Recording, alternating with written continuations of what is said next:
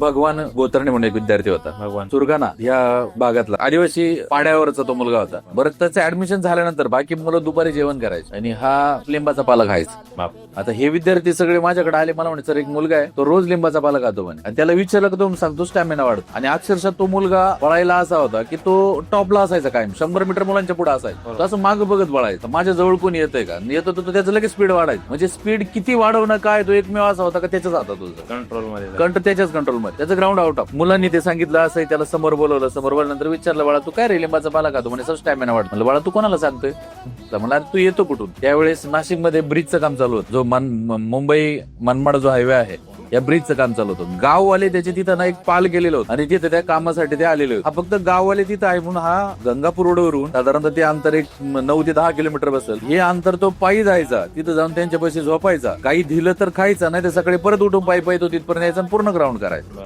त्याला विचारलं म्हणलं तू आला कसा, पायी. जातो कसा, पायी. म्हणलं मग तू वडापाव तो एखादा खायचा. सर पैसेच नाही. आम्ही शून्य झालो सगळे. त्यावेळेस आम्ही रूम वरती मी राहायचो, तर त्याला रूम वरती घेतला, त्याला मार्गदर्शन केलं. आज तो मुलगा SRPF 8 मध्ये कार्यरत आहे.